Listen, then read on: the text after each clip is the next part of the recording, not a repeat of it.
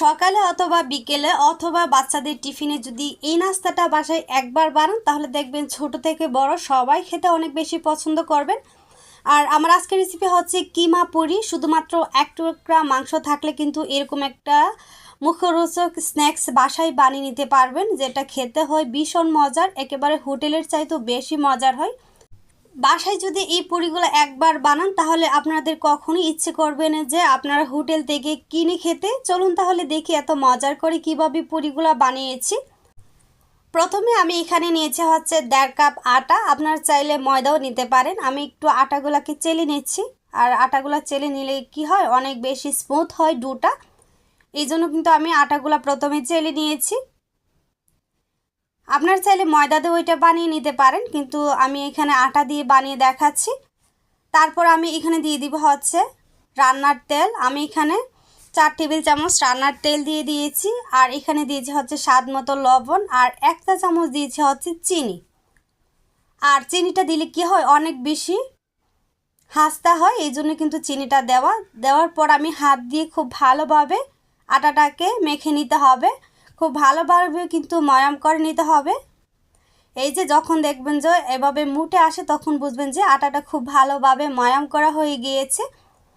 আর এই কাজটি একটু টাইম নিয়ে করতে হয়। আটাটা কিন্তু মাখানো হয়ে গিয়েছে। এখন আমি নর্মাল পানি দিয়ে কিন্তু এই ডোটা করে নেব। আমি অল্প অল্প পানি দিয়ে দিয়ে কিন্তু এই ডোটা করে নিয়েছিলাম। আর এই ডোটা কিন্তু একটু সফট করে নিতে হবে। অল্প অল্প পানি দিয়ে দিয়ে আমরা কিন্তু একটা সফট ডো করে নিয়েছি। এই যে দেখেন, সফট একটা ডো করে নিয়েছি। ডোটা করে নিয়ে তারপর কিন্তু আমি এটাকে রেস্টে রেখে দিব প্রায় 30 মিনিটের মতো। একটু রেস্ট নিলে কি হয়, এটা বানানোতে অনেক বেশি ভালো হয়, এই জন্যই। এদিকে আমি চুলায় একটা প্যান বসিয়ে দিয়েছি। আর এখানে দিয়ে দিচ্ছি হচ্ছে 4 টেবিল চামচ সয়াবিন তেল। আর এখানে 1/4 কাপ দিয়েছি হচ্ছে পেঁয়াজ কুচি। এখন আমি 1 মিনিটের মতো পেঁয়াজটাকে ভেজে নেব। ভাজা হয়ে গেলে এখানে আমি দিয়েছি হচ্ছে কাঁচা মরিচ। মরিচগুলো লাল হয়ে গিয়েছে। এখানে প্রায় 7-8টার মতো কাঁচা মরিচ দিয়েছি। দেওয়ার পর আমি এগুলাকে আবার 2 মিনিটের মতো ভেজে নেব। 2 মিনিট ভাজা হয়ে গেলে তারপর এখানে আদা রসুন বাটা দিয়েছি হচ্ছে 1 চা চামচ। আদা রসুনটাকে কিন্তু আমি পেঁয়াজের সাথে ভেজে নেব 2 মিনিটের মতো, যতক্ষণ না পর্যন্ত এর থেকে কাঁচা গন্ধটা চলে যায়।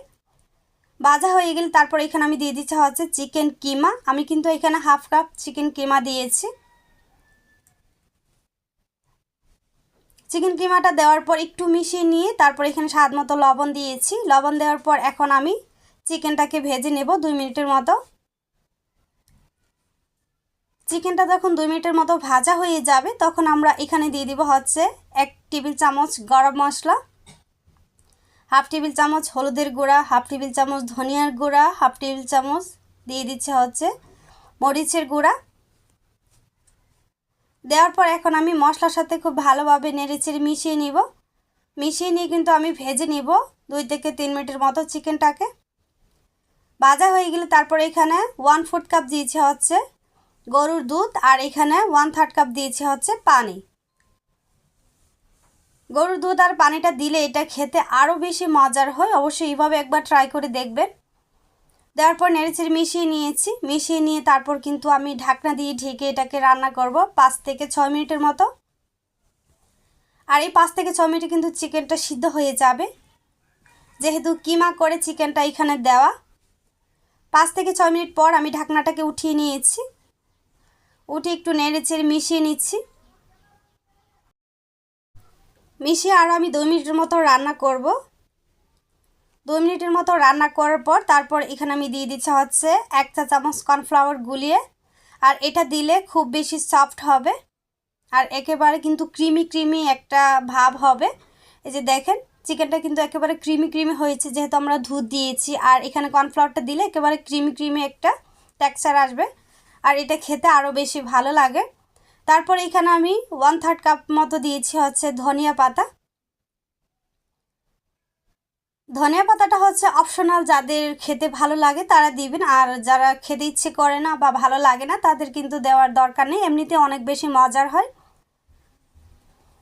ধনিয়া পাতাটা দেওয়ার পর আর 1 থেকে 2 মিনিটের মতো আমি রান্না করেছিলাম। রান্না করে তারপর কিন্তু আমি এটাকে উঠিয়ে সাইডে রেখে দিব। এই যে আমি কিন্তু চুলাটা অফ করে দিয়েছি। দেখেন মাশাআল্লাহ কতটা সুন্দর হয়েছে কিমাটা।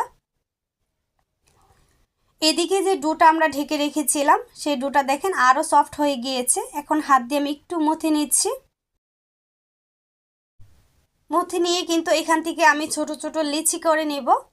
যে দেখেন এখান থেকে কিন্তু আমি ছোট্ট একটা লিচি কেটে নিয়েছি। আর এখান থেকে আমি নিয়ে প্রথমে আমি ডোটা একটু ভালোভাবে মথে নিয়েছি। তারপর কিন্তু আমি এখানে হচ্ছে কিছুটা দিয়ে দিচ্ছি হচ্ছে আটার 2 সাইডে আমি লাগিয়ে নিব। এই যে 2 পাশে কিন্তু আমি আটা লাগিয়ে নিয়েছি। তারপর একটা বেলুনের সাহায্যে আমি কিন্তু একটা রুটি বানিয়ে নিব। দেখেন একটু বড় করে কিন্তু আমি রুটিটা বানিয়ে নিয়েছি। আর রুটি কিন্তু বেশি একটা ভারী হবে না, আবার বেশি একটা পাতলা হবে না, একটু মিডিয়াম সাইজ করে একটা রুটি বানিয়ে নিয়েছি। তারপর আমি এখান থেকে হচ্ছে একটা গ্লাস দিয়ে এরকমভাবে কেটে নিচ্ছি। আপনারা চাইলে যে কোনো কাটার দিয়ে কিন্তু কেটে নিতে পারেন, বা কোনো কিছুর বক্সের মুখা দিয়েও কেটে নিতে পারেন। দেখেন আমি কিন্তু 2 রকমভাবে হচ্ছে কিমা পুরিটা বানিয়ে দেখাচ্ছি। প্রথমে আমি একে একে হচ্ছে কিমাটা দিয়ে দিচ্ছি। দেওয়ার পর আমি 4 সাইড দিয়ে একটু পানি লাগিয়ে নিচ্ছি, নর্মাল পানি। পানি দেওয়ার পর তারপরে কিন্তু আমি আরেকটা রুটি এটার উপরে দিয়ে তারপর কিন্তু আমি সিল করে নেব, বা একটু হাত দিয়ে চেপে চেপে লাগিয়ে নিব। আর এইভাবে করে কিন্তু আমি সবগুলা পুরি বানিয়ে নিব। দেখেন কতটা ইজি আর কতটা কম সময়ে সবগুলা বানিয়ে নেওয়া যায়। আরেকটা বানিয়ে দেখাচ্ছি। একটু পানি লাগিয়ে তারপর কিন্তু আমি একটু হাত দিয়ে চেপে চেপে হচ্ছে লাগিয়ে নিলে কিন্তু আমাদের কিমা পুরি রেডি। এই যে দেখেন, এই যে আমার কত ইজিলি 3টা পুরি হয়ে গিয়েছে। এখন আমি আরও অন্যভাবে আরেকটা কিমা পুরি বানিয়ে দেখাচ্ছি। এই যে দেখেন এখানে একটা রুটি বানিয়ে নিয়েছি, আর এখানে হচ্ছে 2 পাশে কিমাটা দিয়ে দিচ্ছি। দেওয়ার পর একটু 2 সাইডে আমি পানি লাগিয়ে নিচ্ছি। পানি লাগিয়ে এটার উপরে আমি আরও একটা রুটি দিয়ে দিব। এই যে রুটিটা দিয়ে একটু সুন্দরভাবে লাগিয়ে নিব। লাগিয়ে নেওয়া হয়ে গেলে তারপর কিন্তু আমরা হচ্ছে একটা গ্লাস দিয়ে এভাবে কেটে নিব। আসলে 2টা প্রসেসই অনেক বেশি ইজি। আপনারা চাইলে যে কোনো একটাও করে নিতে পারেন, কিন্তু আমি 2টাই দেখালাম আপনাদের কিভাবে খুব ইজিলি এই কিমা পুরিগুলো বানিয়ে নিতে পারেন। একটু হাত দিয়ে চেপে চেপে দিবেন যেন ভাজার সময় খুলে না যায়।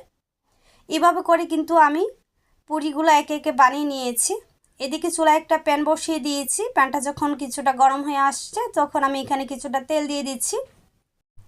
আমি কিন্তু আজকে পুরিগুলো 2 ভাবেই ভেজে দেখাবো। প্রথমে আমি একটা ফ্রাই প্যানে অল্প তেল দিয়েছি। তেল দিয়ে কিন্তু আমি হচ্ছে পুরিগুলো একে একে দিয়ে দিব। আমি এখানে 5টার মতো পুরি দিয়েছি। পুরি দিয়ে আমি উলট পালট করে কিন্তু ভেজে নেব। আর এটা কিন্তু একেবারে অল্প তেলে কিন্তু ভাজা হয়ে যাবে। আমি কিন্তু এগুলাকে ডুবো তেলে ভাজছি না। 1 থেকে 1.5 মিনিটের মতো এক পাশ আমি ভেজে নিয়েছি। এই যে দেখেন ভাজা হয়ে গেলে তারপর কিন্তু আমি উল্টে দিচ্ছি। আর এইভাবে কিন্তু চুলার আঁচ মিডিয়ামে রেখে এই পুরিগুলা ভাজতে হবে। আরেক পাশ আমি 2 থেকে 2.5 মিনিটের মতো ভেজে নিয়েছি। এই যে দেখেন 2 পাটি খুব সুন্দরভাবে কিন্তু ভাজা হয়ে গিয়েছে। আর এইভাবে যারা তেল খেতে বা ডোবা তেলে ভাজা পোড়া খেতে পছন্দ করে না, তারা কিন্তু এইভাবে ভেজে এই পুরিগুলা খেতে পারেন। এইভাবে ভেজে খেলেও কিন্তু অনেক বেশি ভালো লাগে। এই যে দেখেন কতটা সুন্দর হয়েছে এই পুরিগুলা। এই যে দেখেন আমি কিন্তু আরেক রকমভাবে ভেজে দেখাচ্ছি। এদিকে চুলায় প্যান বসিয়ে দিয়েছি, এখানে দিয়ে দিচ্ছে হচ্ছে তেল। আর তেলটা যখন কিছুটা মিডিয়াম গরম হয়ে আসবে তখন কিন্তু পুরিগুলা দিয়ে দিচ্ছি। আর একেবারে তেল হাই হিটে গরম করে কিন্তু পুরিগুলা দেওয়া যাবে না, এইভাবে মিডিয়াম তেল গরম করে কিন্তু পুরিগুলা এক একে দিয়ে দিয়েছি। দেওয়ার পর আমি মিডিয়াম আঁচে এইগুলাকে 3 থেকে 4 মিনিটের মতো ভেজে নেব। 3 থেকে 4 মিনিট পর দেখবেন যে একেবারে ফুলে টইটুম্বর হয়ে গিয়েছে। এই যে দেখেন প্রত্যেকটা পুরি কিন্তু একেবারে ফুলে গিয়েছে। এক পাশ হয়ে গেলে এখন আমি উল্টিয়ে দিচ্ছি। আর এইভাবে কিন্তু পুরিগুলা কয়েকবার উল্টিয়ে পাল্টিয়ে কিন্তু ভেজে নিতে হবে। চুলার আঁচ মিডিয়ামে রেখে এইভাবে আমি উল্টিয়ে পাল্টিয়ে কিন্তু আরও 3 থেকে 4 মিনিটের মতো ভেজে নিয়েছিলাম। তারপর কিন্তু আমি পুরিগুলাকে উঠিয়ে নিচ্ছি। উঠিয়ে তারপর আমি সার্ভ করে দেখাচ্ছি। মাশাআল্লাহ, দেখেন কতটা সুন্দর হয়েছে পুরিগুলা। দেখতে যতটা সুন্দর, খেতে কিন্তু ভীষণ মজার ছিল। অবশ্যই বাসায় একবার হলেও ট্রাই করবেন। যদি একবার এই পুরি ট্রাই করেন, এই পুরির প্রেমে পড়ে যাবেন। দেখেন কতটা সুন্দর হয়েছে, আর একেবারে কিন্তু পুরে ভরপুর এই পুরিগুলা। আমি একটা পুরি আপনাদের ভেঙে দেখাচ্ছি। দেখেন কতটা পুরে ভরপুর এই পুরিগুলা। দেখতে যতটা সুন্দর আর খেতে কিন্তু ভীষণ মজার। শুধুমাত্র এরকম একটু সস থাকলে কিন্তু আপনারা বাসায় খেয়ে নিতে পারবেন, আর সস ছাড়াও কিন্তু এটা খাওয়া যায়। আশা করছি এই রেসিপিটা আপনাদের কাছে খুবই ভালো লেগেছে। এরকম নিত্য নতুন রেসিপি পেতে আমার চ্যানেলটাকে সাবস্ক্রাইব করবেন। সবাই ভালো থাকবেন, সুস্থ থাকবেন। আল্লাহ হাফেজ।